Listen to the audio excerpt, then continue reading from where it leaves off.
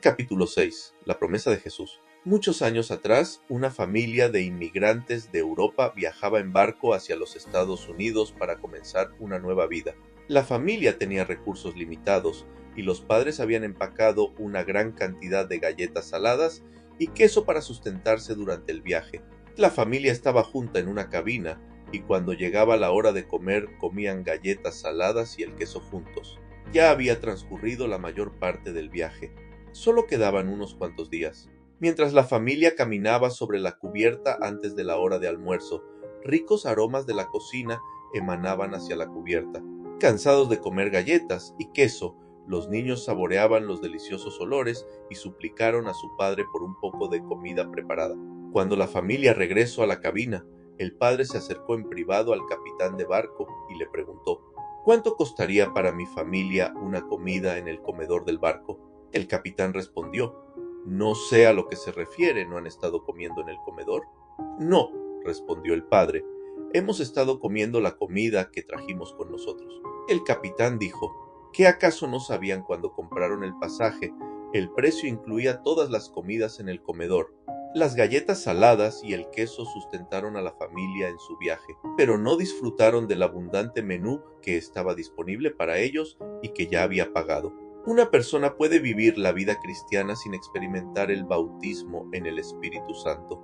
Pero, ¿por qué conformarse con menos de lo que Dios ha prometido y quiere para nosotros? Lección 6.1. La promesa de poder. En los últimos días antes de que Jesús fuese crucificado, reunió a sus seguidores para darles sus instrucciones finales. Habían estado con él por 3 años durante su ministerio público. Sabía que estaban preocupados y temerosos cuando supieron que él les dejaría pronto. Pacientemente les había enseñado. Les dijo: todas las cosas que oí de mi Padre os las he dado a conocer. Les había instruido sobre cómo vivir como sus testigos en este mundo.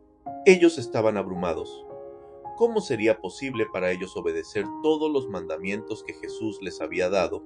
Una cosa era entender lo que Jesús requería de ellos, pero otra era lograr el propósito por el cual los había llamado. La investidura esencial: Jesús sabía que el temor superaría las mejores intenciones de sus discípulos, pero Él los había escogido, había orado por ellos. Sabía que pese a sus debilidades humanas, ellos lo amaban. Después de 3 años de enseñanza, les compartió una maravillosa promesa. Dijo: pero yo os digo la verdad, os conviene que yo me vaya, porque si no me fuera, el Consolador no vendría a vosotros, mas si me fuere, os lo enviaré. Tal declaración debe haber sorprendido a los discípulos. ¿Cómo podría su partida ser ventajosa para ellos? No entendían que serían más eficaces con la presencia del Espíritu en sus vidas que cuando Jesús estaba presente físicamente con ellos. Las últimas palabras de Jesús registradas en Lucas dicen: y que se predicase en su nombre el arrepentimiento y el perdón de pecados en todas las naciones, comenzando de Jerusalén. Y vosotros sois testigos de estas cosas. He aquí, yo enviaré la promesa de mi Padre sobre vosotros, pero quedaos vosotros en la ciudad de Jerusalén, hasta que seáis investidos de poder desde lo alto. Pareciera que una tarea tan grande, proclamar el mensaje de Cristo a todas las naciones, debería comenzar inmediatamente. Sin embargo, Jesús dijo a los discípulos que esperaran en la ciudad para ser investidos de poder desde lo alto. Por varios años, la compañía American Express tuvo una serie de eficaces anuncios publicitarios por televisión. Una persona en viaje lejos de casa acababa de perder su billetera o bolso. Confundido y sin los recursos financieros necesarios, a la persona se le aconseja: no salga sin ella, la tarjeta American Express. En Lucas 24, Jesús da el mismo consejo a sus discípulos, que deben no comenzar su misión sin tener los recursos espirituales que necesitan. Solo cuando estamos equipados podemos lograr la tarea. La prioridad del cielo antes de que ascendiese al cielo, Jesús habló por última vez con sus discípulos, y estando juntos, les mandó que no se fueran de Jerusalén, sino que esperasen la promesa del Padre, la cual les dijo: oísteis de mí. Porque Juan ciertamente bautizó con agua, mas vosotros seréis bautizados con el Espíritu Santo dentro de no muchos días. Entonces los que se habían reunido le preguntaron, diciendo: Señor, ¿restaurarás el reino a Israel en este tiempo? La respuesta de Jesús fue clara y directa, y les dijo: no os toca a vosotros saber los tiempos o las sazones que el Padre puso en su sola potestad, pero recibiréis poder cuando haya venido sobre vosotros el Espíritu Santo, y me seréis testigos en Jerusalén, en toda Judea, en Samaria y hasta lo último de la tierra.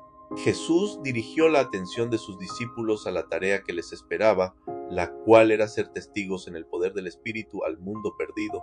Él redirigió su interés desde las preocupaciones de los tiempos hacia aquellas de la eternidad. El entender el futuro de los reinos políticos era insignificante comparado con experimentar la investidura del Espíritu Santo para cumplir el propósito de ser sus testigos en el mundo. El ayudador, el cumplimiento de la promesa de nuestro Señor de otorgar poder a sus seguidores, sucedió en el día de Pentecostés. El poder prometido fue y es concedido a través del Espíritu Santo. A causa de la claridad de la Biblia en revelar las personas de Dios el Padre y Dios el Hijo, ellos son con frecuencia mejor entendidos que el Espíritu Santo. Podemos ver vívidamente la persona de Dios el Padre revelada por todo el Antiguo Testamento y aún más clarificada a través de las enseñanzas de Jesús en el Nuevo Testamento. Dios el Hijo es profetizado en el Antiguo Testamento y revelado a lo largo del Nuevo Testamento en la persona de Jesús. Jesús enseñó acerca del Espíritu Santo y vemos el ministerio del Espíritu Santo en el libro de los Hechos y en las cartas de enseñanza de los escritores del Nuevo Testamento, sobre todo el apóstol Pablo.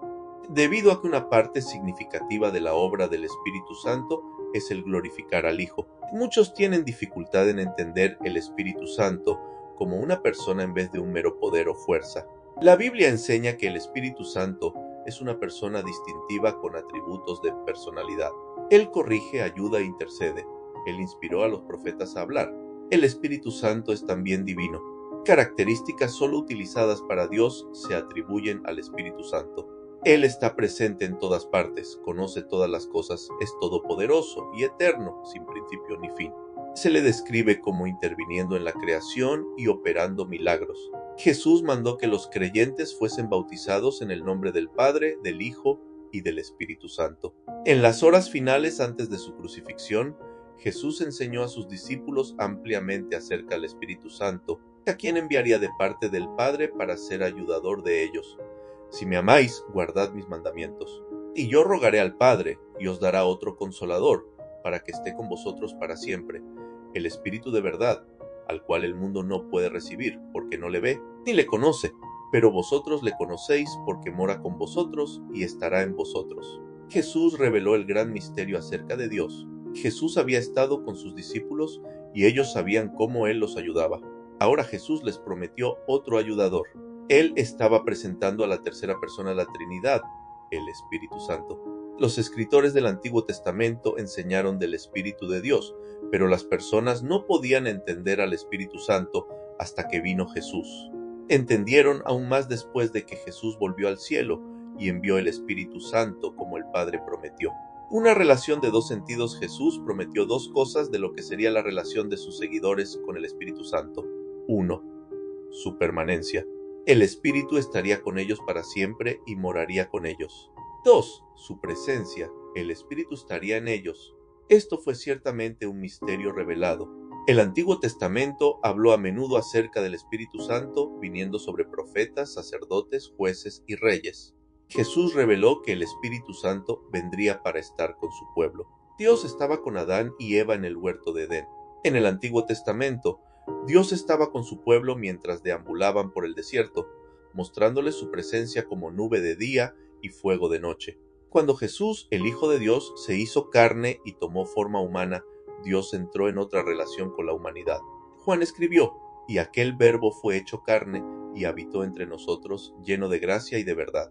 Jesús fue Dios con su pueblo y entre él. Ahora Jesús estaba enseñando a sus discípulos que Dios, el Espíritu Santo, vendría y estaría en ellos. La relación de Dios con su pueblo progresa de estar con ellos a estar entre ellos y después finalmente estar en ellos. Lecciones 6.2. La naturaleza y propósito del poder del Espíritu. La palabra griega usada en el Nuevo Testamento para describir las enseñanzas de Jesús concernientes al Espíritu Santo es Paracletos. El título originalmente era usado para describir a una persona a quien se llama para ayudar a alguien, por lo cual algunas versiones de la Biblia traducen la palabra como consolador, consejero o abogado. La traducción más simple es ayudador. En las horas finales antes de su muerte, Jesús enseñó a sus discípulos acerca del Espíritu Santo para prepararles para la vida sin su presencia física entre ellos. El Espíritu Santo, el ayudador, proveería la investidura de Dios para equiparles en su misión. El don de la aptitud. A menudo algunas personas piensan sobre la investidura del Espíritu Santo solamente en términos de señales y milagros y dones espirituales. La palabra traducida como poder en Hechos 1:8 es amplia e integral. Simplemente significa habilidad y se aplica en maneras prácticas. Quiere decir que el Espíritu suplirá lo que sea necesario para cumplir la tarea que Dios nos ha asignado.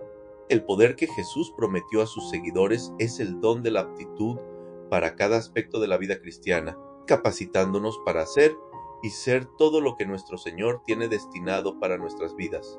Cada individuo es único. Luchamos con diferentes flaquezas personales. El Espíritu Santo conoce nuestros corazones, nuestros motivos y nuestras debilidades personales. Cuando dependemos de Él, nos ayuda en nuestra singularidad a vivir en obediencia a nuestro Señor. La ayuda que se necesita varía con cada individuo. La persona tímida e inhibida bien puede necesitar hablar más fuerte. La persona extrovertida e impulsiva puede necesitar moderación para permanecer en silencio. El poder del Espíritu Santo nos proveerá de cualquier ayuda que necesitemos. Esto significa que Él nos capacita para ganar la que es la batalla más desafiante en la mayoría, que toma lugar dentro de nuestros propios corazones. El poder de la carne, nuestros deseos físicos, es fuerte. En el huerto de Getsemaní, cuando Pedro fue dominado por el deseo corporal de dormir, Jesús dijo: «El espíritu a la verdad está dispuesto, pero la carne es débil». Alimentar los deseos solo los satisface temporalmente. Todo aquel que haya luchado con un vicio físico sabe esto. La persona atada por el alcohol, drogas o cualquier otro tipo de satisfacción pecaminosa sabe que satisfacer los deseos del pecado trae solo gratificación temporal. Pronto el deseo se vuelve aún más fuerte, como un animal que crece y requiere más comida mientras más grande se vuelve. El problema del deseo pecaminoso dentro del corazón humano es el centro de atención de la mayoría de las religiones del mundo. Aún los que nunca han leído la Biblia entienden los problemas que nos causan nuestros deseos. El propósito de algunas religiones es alimentar esos deseos. Otras tratan de reprimir el deseo o eliminarlo del todo. La Biblia enseña que nuestros deseos pueden ser cambiados con el poder de Dios. Pablo escribió a la iglesia en Filipo: «Porque Dios es el que en vosotros produce así el querer como el hacer, por su buena voluntad». El único poder que puede vencer los deseos de la carne es el poder del Espíritu Santo. Pablo dijo a los Gálatas: «Digo, pues andad en el Espíritu y no satisfagáis los deseos de la carne. Porque el deseo de la carne es contra el Espíritu, y el del Espíritu es contra la carne. Y estos se oponen entre sí, para que no hagáis lo que quisierais. Pero si sois guiados por el Espíritu, no estáis bajo la ley. Y manifiestas son las obras de la carne, que son adulterio, fornicación, inmundicia, lascivia, idolatría, hechicerías, enemistades, pleitos, celos, iras, contiendas, disensiones, herejías, envidias, homicidios, borracheras, orgías y cosas semejantes a estas, acerca de las cuales os amonesto, como ya os lo he dicho antes, que los que practican tales cosas no heredarán el reino de Dios. Mas el fruto del Espíritu es amor, gozo, paz, paciencia, benignidad, bondad, fe, mansedumbre, templanza. Contra tales cosas no hay ley. Pero los que son de Cristo han crucificado la carne con sus pasiones y deseos. Nótese que Pablo no habla de las obras del Espíritu o el fruto de la carne. Naturalmente podemos realizar todas las obras de la carne que él describe. Amor, gozo, paz, paciencia y otras características del fruto del Espíritu no pueden ser ejecutadas por nosotros, aun si tenemos las correctas intenciones. Solo pueden ser producidas por el Espíritu, quien vive en nosotros. Esto es porque la llenura del Espíritu Santo debe ser mantenida en nuestra vida. El fruto del Espíritu que Pablo describe no es una lista de obras que podemos realizar naturalmente. Son atributos espirituales que concuerdan con la descripción del carácter de Jesús. El Espíritu Santo habitando en nosotros produce ese fruto en nuestras vidas. Necesitamos la labor del Espíritu Santo, no tan solo en la iglesia los domingos, pero cada día en nuestros hogares, en el colegio, en nuestros vecindarios y en el lugar de trabajo. Espectacular o sobrenatural. Cuando la gente piensa acerca del poder del Espíritu Santo, Por lo general le viene a la mente obras espectaculares. En la mayoría del tiempo, el tipo de poder que necesitamos en la vida diaria no es espectacular ni sensacional, sino sobrenatural. Cumplir con los propósitos de Dios en el mundo requiere ayuda divina más allá de nuestras habilidades naturales. La vida sobrenatural no siempre luce dramática. Después del derramamiento del Espíritu Santo en el libro de los Hechos, ocurrieron milagros espectaculares. Según Hechos 5:15, los enfermos eran sacados a las calles y puestos en camas y lechos para que la sombra de Pedro les tocara. Asimismo, Lucas escribió: y hacía Dios milagros extraordinarios por mano de Pablo, de tal manera que aún se llevaban a los enfermos los paños o delantales de su cuerpo, y las enfermedades se iban de ellos, y los espíritus malos salían. Nótese que Lucas describe estos milagros como extraordinarios. Otras traducciones usan las palabras especial o inusual. Poner los enfermos para que la sombra de Pedro los tocara o llevar a los enfermos paños o delantales de Pablo no eran prácticas regulares de los creyentes. En cambio, se le pedía al enfermo llamar a los ancianos de la iglesia y ser ungido con aceite. En los últimos años, mucho se ha enseñado en cuanto a señales y milagros. Esas dos palabras son usadas con frecuencia en el libro de los Hechos. Jesús solamente habló de señales y milagros de dos maneras. Él advirtió a sus discípulos a no ser engañados por los falsos profetas en los últimos días, que mostraría señales y milagros. Cuando vino a Jesús el oficial de Capernaum, cuyo hijo estaba enfermo, Jesús le dijo: si no viereis señales y prodigios, no creeréis. Cuando enseñó a sus discípulos acerca de las características que serían evidencias convincentes de sus seguidores, Jesús no habló de señales y milagros, más bien del amor. Él dijo: en esto conocerán todos que sois mis discípulos, si tuviereis amor los unos con los otros. El fruto del Espíritu en la vida del creyente: amor, gozo, paz, paciencia y todas las otras características que describe Pablo en Gálatas 5, puede no parecer espectacular. Sin embargo, estas manifestaciones del fruto son sobrenaturales, más allá de nuestras capacidades naturales. Cuando las personas observan nuestras vidas y ven amor, gozo rebosante en medio del dolor, paz en las crisis de la vida, paciencia en la tribulación y humildad como respuesta a la hostilidad, estas pueden ser evidencias sobrenaturales de que no estamos sujetos meramente a nuestras propias emociones carnales. Somos investidos por el Espíritu Santo para vivir la vida a la que el Señor nos llama.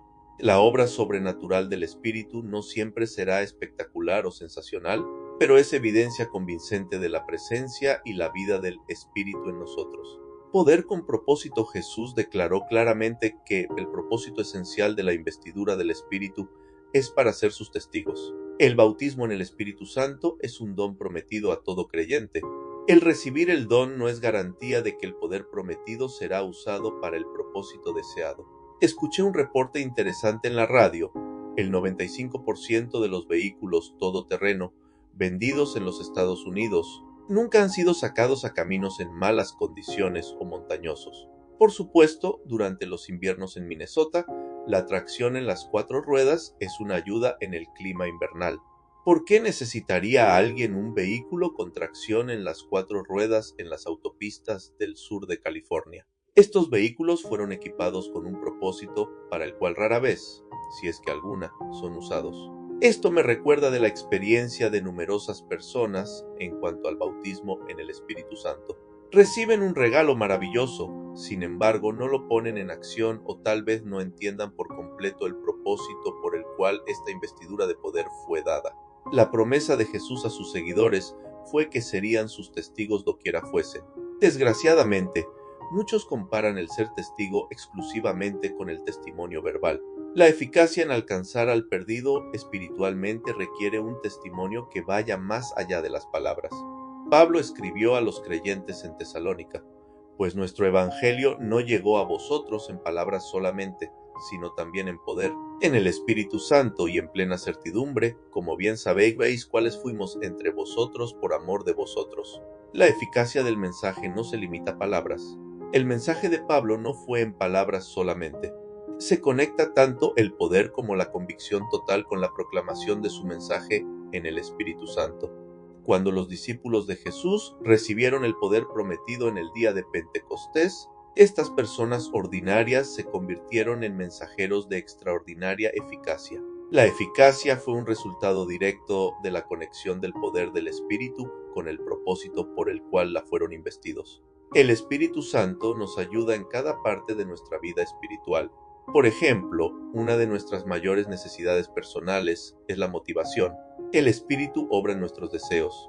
Él nos motiva a hacer aquello para lo cual no poseemos motivación interna. Él inspira nuestra pasión. La palabra de Dios es clara. No es suficiente tan solo conocer su palabra. Santiago 1:22 dice que debemos ser hacedores de la palabra, no tan solamente oidores. El poder motivador del Espíritu Santo nos anima a obedecer y lleva nuestro vivir cristiano más allá del pensamiento y palabras hacia la acción. La investidura divina que Jesús prometió a sus discípulos fue con el propósito específico que proclamasen su mensaje y fuesen sus testigos en todo el mundo. Lección 6.3. La búsqueda del Espíritu. La presencia de Dios que inviste la promesa de poder del Espíritu Santo es para cada creyente. Aún muchos que entienden esta promesa están indecisos respecto de buscarla. Algunos sienten que no merecen esta bendición. El apóstol Pablo enseñó en Gálatas 3:14 que recibimos la promesa del Espíritu por fe, no como algo que merecemos, es un regalo. Si alguien recibe a Jesucristo como su Salvador, ya está calificado para recibir el bautismo en el Espíritu Santo. En el día de Pentecostés, Pedro dijo: arrepentíos y bautícese cada uno de vosotros en el nombre de Jesucristo para perdón de los pecados, y recibiréis el don del Espíritu Santo. Porque para vosotros es la promesa, y para vuestros hijos, y para todos los que están lejos, para cuantos el Señor nuestro Dios llamare. Nadie debe hacerse mejor para merecer el regalo del Espíritu Santo que Dios ha prometido. Pablo compara nuestras vidas espirituales con vasijas de barro. Él dice: pero tenemos este tesoro en vasos de barro para que la excelencia del poder sea de Dios y no de nosotros. El barro o arcilla tiene imperfecciones, también nosotros. Dios sabe eso. Él nos recibe como somos y nos llena con su Espíritu Santo, que nos facultará para cambiar. Anime a otros a reconocer la necesidad que tienen de este poder. Muchos creyentes dicen que necesitan más de Dios. El asunto para muchos de nosotros es que en realidad Dios necesita que le entreguemos más de nosotros. Hacemos lugar para la llenura de Jesús al rendir cada área de nuestras vidas a su señorío e invitándole a que nos llene con el Espíritu Santo para investirnos y vivir para Él. Los discípulos de Jesús tuvieron que esperar para que Dios derramara de su Espíritu como lo había prometido por medio del profeta Joel.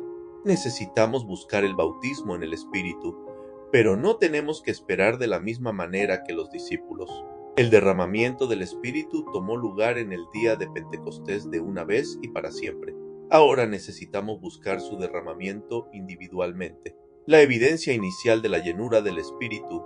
No podemos entender completamente por qué Dios escogió el hablar en lenguas como la evidencia inicial de la investidura del Espíritu. Algunos creen que la razón se encuentra en las enseñanzas de Santiago, que dice en 3:8 que nadie puede domar la lengua. La idea puede en efecto ser desalentadora para aquellos que buscan el bautismo en el Espíritu Santo, porque pueden suponer que el Espíritu Santo tomará control de su lengua. Hechos 2:4 dice: y fueron todos llenos del Espíritu Santo, y comenzaron a hablar en otras lenguas, según el Espíritu les daba que hablasen. El Espíritu capacita, no controla. La Biblia es sumamente clara en que nosotros hacemos el hablar, aunque el Espíritu Santo nos capacite. 3 señales dramáticas acompañaron al derramamiento del Espíritu Santo en el día de Pentecostés. 1. Un viento recio. 2. Lenguas de fuego asentándose sobre cada uno de ellos. 3. Hablar en otras lenguas. El viento y fuego no se repitieron después de Hechos 2, pero hablar en lenguas continuó produciéndose cuando las personas eran llenas del Espíritu. El libro de los Hechos es la segunda parte del Evangelio de Lucas. Lucas y Hechos son una obra de 2 volúmenes sobre la vida de Jesús y sus seguidores. Para entender la primera parte de Hechos, debemos volver a la última parte del Evangelio de Lucas y recordar las instrucciones y mandatos finales de Jesús a sus seguidores. Él les dijo: así está escrito y así fue necesario que el Cristo padeciese y resucitase de los muertos al tercer día, y que se predicase en su nombre el arrepentimiento y el perdón de pecados en todas las naciones, comenzando desde Jerusalén. y vosotros sois testigos de estas cosas. He aquí, yo enviaré la promesa de mi Padre sobre vosotros, pero quedaos vosotros en la ciudad de Jerusalén, hasta que seáis investidos de poder desde lo alto. Es difícil imaginar una señal más convincente para afirmar a los discípulos de que habían sido verdaderamente investidos de poder desde lo alto, que hablar en idiomas que nunca habían aprendido. Algunos cristianos sinceros han interpretado que esto significa que misioneros llenos del Espíritu Santo no necesitarían aprender otros idiomas. Conozco a 2 misioneros que temporalmente recibieron el milagro de hablar en otro idioma, pero pasó solo una vez en sus vidas bajo circunstancias inusuales y nunca se repitió. No entendemos totalmente por qué Dios usa la manifestación de hablar en lenguas, pero es ciertamente una señal de que lo que Dios está haciendo es sobrenatural. Mientras mis padres eran misioneros en África del Este, un hombre y su esposa vinieron hacia el altar de la iglesia para recibir a Cristo. Cuando el pastor oró por ellos, la mujer fue llena del Espíritu Santo y empezó a adorar y alabar a Dios elocuentemente en inglés. Después de su tiempo de adoración y oración, el pastor, que conocía el idioma, le habló en inglés y ella no entendió ni una palabra. 4 propósitos de las lenguas. El orar en lenguas tiene 4 propósitos en la vida de los creyentes llenos del Espíritu. 1. Confirmación. Hablar en lenguas es la primera señal externa del bautismo en el Espíritu Santo. Se encuentra en Hechos 2:4 y también Hechos 10 y 19. Hechos 10:46 es especialmente instructivo, porque Lucas dice que los creyentes judíos estaban convencidos que los gentiles habían recibido el don del Espíritu Santo cuando les escucharon que hablaban en lenguas y que magnificaban a Dios. 2. Adoración. Nuestras mentes finitas son incapaces de comprender, y nuestros propios idiomas son inadecuados para expresar totalmente la adoración de nuestro corazón a Dios. Hablar en lenguas nos libera para comunicar la adoración de nuestros corazones, que es inexpresable con nuestro vocabulario limitado. 3. Edificación. Orar en el Espíritu edifica de 2 formas. Edifica al individuo que ora en el Espíritu, y si es interpretado, edifica a la iglesia. Pablo dijo que él hablaba en lenguas más que todos los corintios. Sin embargo, le recordó en 1 Corintios 14:26 que en las reuniones colectivas de la iglesia las lenguas deben ser interpretadas para que reciban edificación. Esto no restringe el uso privado de las lenguas para edificación personal, porque orar en lenguas desarrolla espiritualmente al creyente. Con las tensiones, presiones y desafíos de la vida, tenemos la bendición de orar en el Espíritu en una forma que excede nuestra propia sabiduría y entendimiento. La mejor manera de comenzar cada día es en oración. El don de la oración en lenguas nos capacita para orar con ayuda sobrenatural cada día, cuando no sabemos lo que enfrentamos. El Espíritu Santo orará a través de nosotros para buscar eficazmente la ayuda de Dios en el diario vivir. 4. Intercesión. Romanos 8:26 dice: el Espíritu nos ayuda en nuestra debilidad, pues qué hemos de pedir como conviene no lo sabemos. Cuando oramos en el Espíritu, Él nos capacita para orar más allá de nuestro entendimiento. Pablo dijo: sabiendo que el bien que cada uno hiciere, ese recibirá del Señor, sea siervo o sea libre. Dios nos usa para cumplir sus propósitos en las vidas de otras personas a través del ministerio de intercesión. Muchos años atrás, mi tío estaba dirigiendo el estudio bíblico y reunión de oración regular del miércoles por la noche en su iglesia en Wisconsin. Durante el tiempo de oración, un diácono piadoso que trabajaba en el ferrocarril comenzó a orar silenciosamente en lenguas. El grupo se quedó callado y escuchó mientras él oraba en el Espíritu como por 10 minutos. Cuando terminó de orar, una mujer de visita se puso de pie y dio su testimonio. Pasando por el pueblo, había visto una luz en la iglesia y entró al servicio. Ella era misionera en el Tíbet por 20 años y contó a la congregación que el diácono había orado en el dialecto tibetano que ella conocía. El diácono oró por un cristiano en China, mencionando incluso el nombre de quien estaba sufriendo tremenda persecución. Él elocuentemente intercedió a favor del cristiano perseguido.